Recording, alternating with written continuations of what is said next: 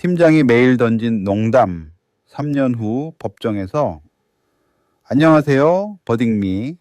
당신이 판사라면?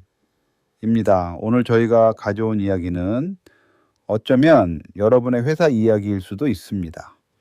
매일 아침 출근길이 지옥 같았던 29살 마케터 수진 씨의 이야기입니다.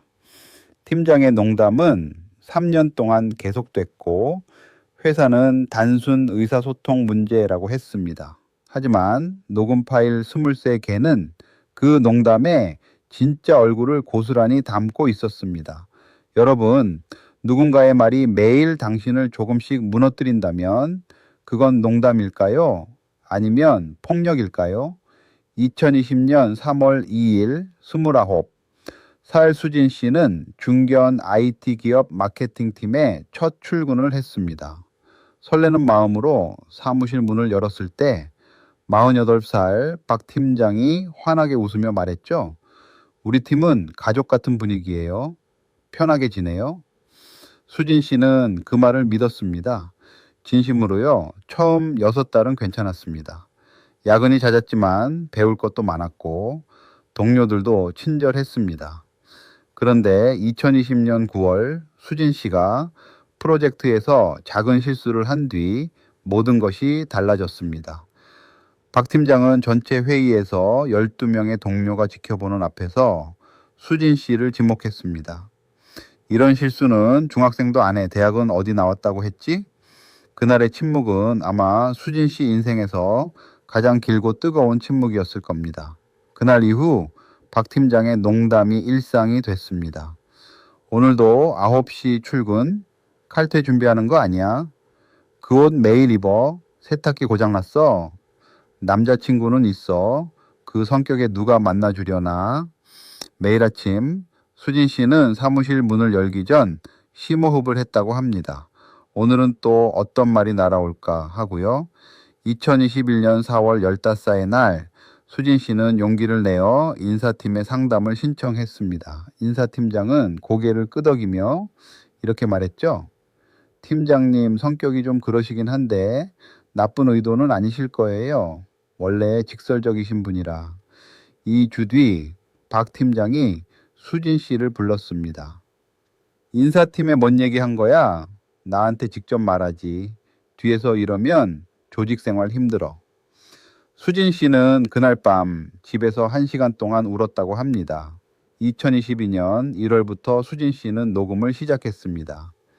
1월 18일 날 녹취록엔 이런 말이 담겼습니다. 기획서 이렇게 쓰면 초등학생이 봐도 웃겠다. 머리에 뭐 들었어? 2월 3일엔 점심 또 혼자 먹어? 왜 친구가 없을까? 성격 문제 아닐까?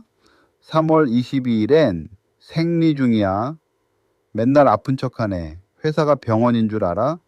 6달 동안 누적된 녹음 파일은 23개였습니다. 2022년 7월 수진 씨는 우울증과 불안장애 진단을 받았습니다. 정신건강의학과 전문의는 진단서에 이렇게 적었습니다. 직장 내 지속적 스트레스 상황으로 인한 우울 에피소드. 약을 먹기 시작했지만 출근은 여전히 고통이었습니다. 엘리베이터 안에서 심장이 터질 듯 뛰었고 팀장의 목소리만 들려도 손이 떨렸습니다. 2023년 3월 열흘 수진 씨는 회사에 공식적으로 직장 내 괴롭힘 신고를 했습니다. 3주간의 조사 끝에 나온 결론은 단 한 줄이었습니다. 괴롭힘으로 보기 어려움. 수진 씨는 그날 사표를 냈습니다. 자, 이 사건의 핵심은 바로 이겁니다.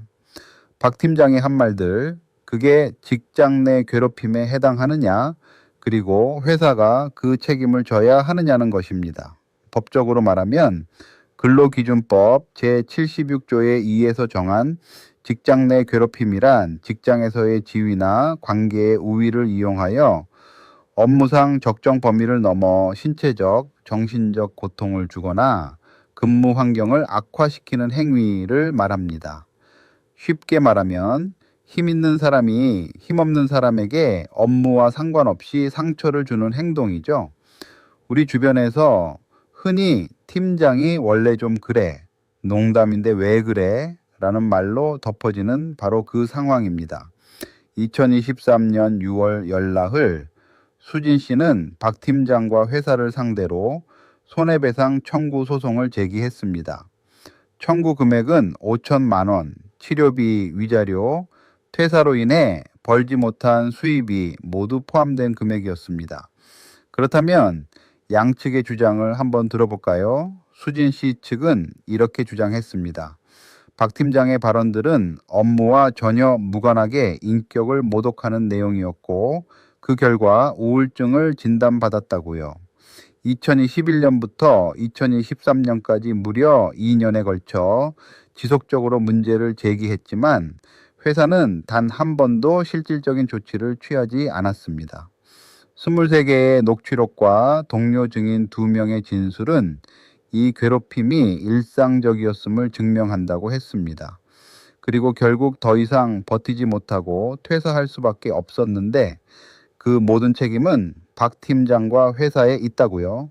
반면 피고 측 주장도 들어봅시다. 박 팀장은 법정에서 처음으로 수진 씨와 눈을 마주치며 말했습니다. 그냥 팀원을 잘 되라고 한 말이었는데 이렇게까지 할 줄은 몰랐습니다. 회사 변호인은 원고가 과도하게 예민하게 받아들인 측면이 있다고 주장했습니다. 다른 팀원들과는 아무 문제가 없었고 회사도 신고를 접수한 뒤 조사위원회까지 구성해 성실히 조사했으며 수진 씨의 우울증은 업무 스트레스 외에 다른 원인도 있을 수 있어 인과관계가 불분명하다고 했습니다. 여러분은 어느 쪽 손을 들어주시겠습니까?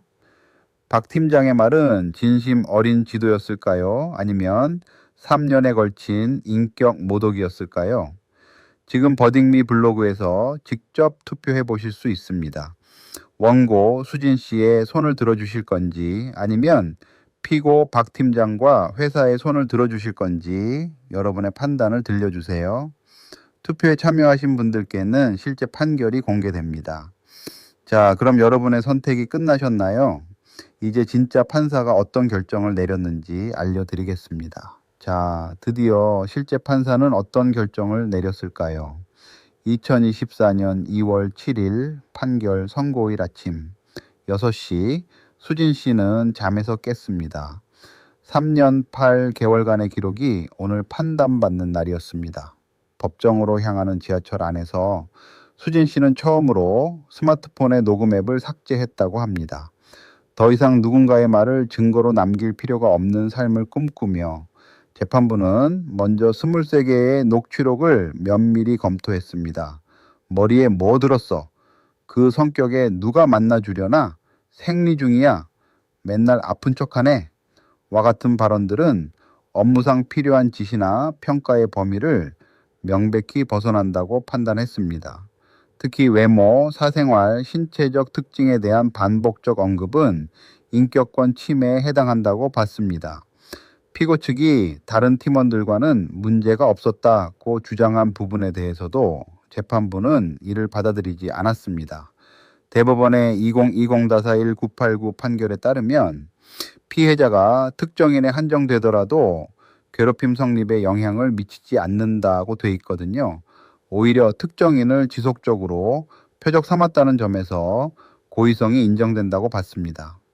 회사의 책임도 인정됐습니다. 2021년 첫 상담 때 팀장 성격이 그렇다며 실질적 조치를 취하지 않은 것, 2023년 공식 신고 이후에도 괴롭힘 아님으로 결론 내린 것, 이 모두가 사용자로서의 의무를 다하지 않은 것으로 판단됐습니다. 손해배상액을 보면 치료비 실비 120만 원, 향후 치료비 180만 원, 위자료 2,500만 원, 퇴사로 인한 일실수입 400만 원이 인정됐습니다. 원고가 청구한 5천만 원 전액은 일실수입 부분에서 입증이 부족해 일부 감액됐고요.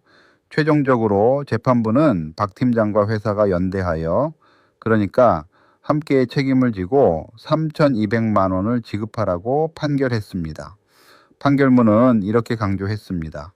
직장 내 상사의 농담이나 직설적 표현이라는 이름으로 반복되는 인격 모독은 결코 용인될 수 없다. 이 판례가 우리 일상에 주는 교훈은 분명합니다. 첫째, 기록이 중요합니다. 수진 씨가 스물세 개의 녹취록을 남기지 않았다면 이 재판의 결과는 달라졌을 수도 있습니다. 불쾌한 발언이 반복된다면 날짜와 내용을 메모하거나 녹음해 두세요. 이는 나중에 여러분을 지켜줄 가장 강력한 무기가 됩니다. 둘째, 회사 내 절차가 막혔다면 외부 기관을 이용하세요. 고용노동부 직장 내 괴롭힘 신고센터, 국가인권위원회 등의 도움을 요청할 수 있습니다.